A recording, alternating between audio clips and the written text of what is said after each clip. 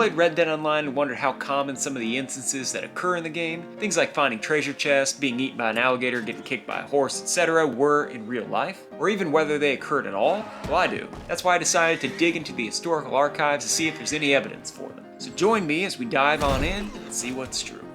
Fishing with dynamite. Yep, that is historically accurate. I actually came across several articles on the topic. Though there were no laws against it in most places, the practice was certainly frowned upon, partially because of how dangerous it was, which leads us to our next topic, killing oneself while fishing with dynamite. It's actually quite staggering how many folks were both maimed and outright killed in the process. In browsing the archives, I came across a number of articles detailing such instances. It appears that most were killed by premature explosions, blowing off hands, arms, or simply atomizing the entire unfortunate soul. Exploding lanterns. I came across several articles of exploding lanterns, some burning down entire buildings and even killing nearby people. What's interesting though is that in all these instances, the lanterns spontaneously exploded, but one could assume that a well-placed bullet might have a similar effect. Your horse dying from running into a tree. Not that this has ever happened to me in the game or anything, but I've heard about other players having this happen to them.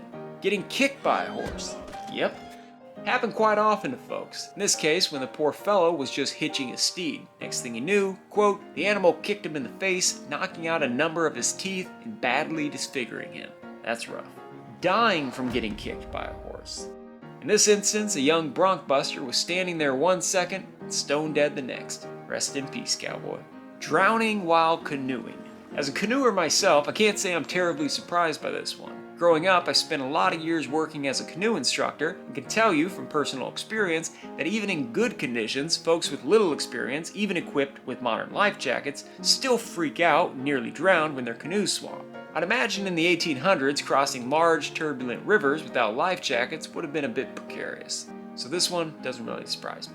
Being eaten by an alligator.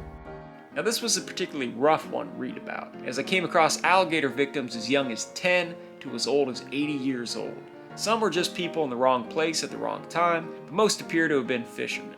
In one instance, a boy fell out of his father's boat while fishing, and before he could be pulled back in, according to the article, quote, a monster alligator arose to the surface and fastened his jaws about the boy's body. The boy began to shriek and cry most pitifully and called to his father for help.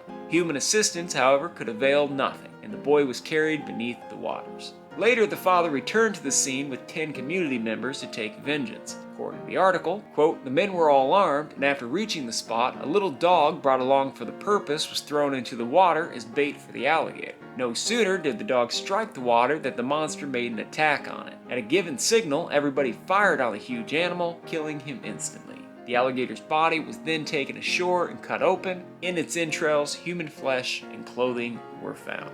That's a tough one. Digging into the archives, I even came across an article where an alligator once seized a cow and drowned it. Suffice it to say, alligators were, and still are, dangerous animals. Being killed by a bear while hunting. I can't say I'm terribly surprised by this one, nor I'd wager many of you. In perusing the archives, there are plenty of articles on the topic. There's one, however, titled Bear Hunter Killed, stood out above the others. The article tells the tale of one Simon B. Clark, who was hunting bear in the Bighorn region of Montana. Clark's horse came wandering into a local ranch, whereupon the man that found the horse followed its trail, quote, 5 miles back into the mountains, where he found the badly mangled body of Clark at the mouth of a cave, and beside it, 2 dead grizzlies. This guy's my new hero. Lassoing a deer and killing it. To be honest, it was surprising to find as many articles on this topic as I did. What's interesting to note, however, is that once lassoed and realizing they couldn't run away, bucks tended to charge the horse, attempting to gore it in a last-ditch effort for freedom. Something that would be pretty cool to see in Red Dead Online. In one case, quote, the son of Juan Olivaro, age 13, looking for cows in the sandhills, came across a large deer and lassoed him. The deer made for the horse and lacerated him with his horns. In another article, a man in Pennsylvania chased a running deer on horseback, and when close, quote, threw the lasso and its loop encircled the neck and horns of the big buck. The buck tried at first to break away and then to gore the horse. It wasn't just horses that were lassoed either, as I found plenty of articles about folks lassoing elk and even grizzly bears, though the latter isn't even possible in Red Dead Online. And trust me, I've tried it, and I know you have too. Now I just want to pause here for a second and ask that, if you're enjoying the video, to click that like button. Also, if you're watching but haven't subscribed to the channel yet, please do so. All that stuff keeps supporting the channel and helps us continue to do what we're doing here. Alright, now let's get right back on into it. What about griefing? Is that a real thing? Yep. I found an article in the Wichita Daily Eagle detailing a classic griefing incident, straight out of our collective Red Dead Online experiences. The headline is "Found in a Creek, Body of a Young Man Named Mendelchek at Purcell was probably lassoed. Man seen riding furiously from the scene." Yeah, that sounds about right.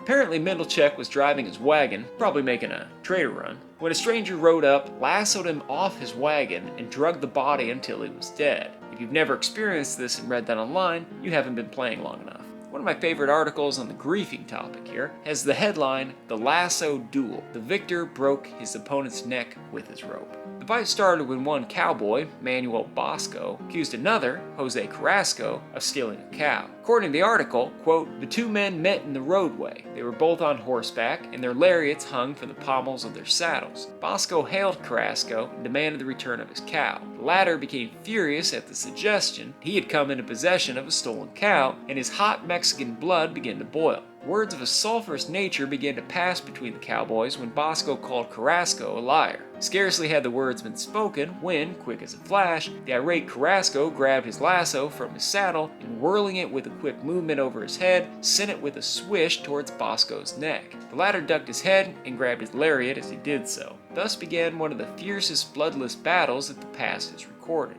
Up and down the roadway the two horsemen dashed, the lassos of the duelists flying and circling the air. Not a word was spoken. As fast as the lassos fell short of their mark, they were jerked quickly together, and with a twirl overhead, each cowboy endeavored to circle the other's neck. Bosco finally turned his eyes from the other cowboy for an instant, and, quick as a flash, Carrasco dropped the noose of his lariat over his adversary's neck, swung his pony around with a jerk, and, putting spurs to the animal, started off in the opposite direction. Bosco was jerked from his horse so suddenly that his neck was broken, and he was dragged over ground at speed for more than a mile. The victor disengaged his lariat from his victim's neck and coolly rode into town.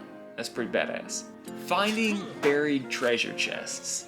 I came across several that were located after dreams told folks where to dig, which is pretty cool. Some were found buried in backyards, some were found when excavating cisterns, while others were stumbled upon in random locations. Suffice it to say, finding buried treasure was more common than you might have thought. Finding dinosaur bones.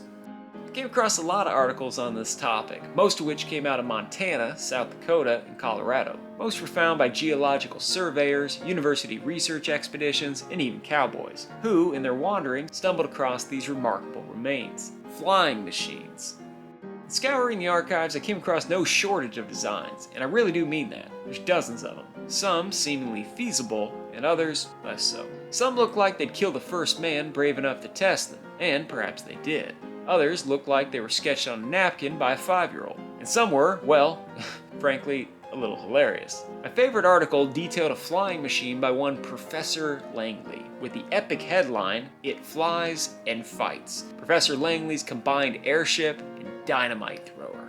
Anyone following the trajectory of the game understands that there's a strong possibility that if Rockstar sees this, it'll be in Red Dead Online by Christmas. So, to avoid dynamite throwing airships, let's all just agree that I never even mentioned it. Alrighty, thank you folks for watching. If you guys enjoyed the video, please make sure that you like, subscribe, and hit that notification bell. Also, if you want to support my efforts, you can do so on Patreon, where you get access to a variety of perks, including early access to these videos, our private community Discord, a hefty discount at the Man vs. History Outfitter shop, and more. Until next time, you folks keep looking and playing historically accurately, and I'll see you out on the trail.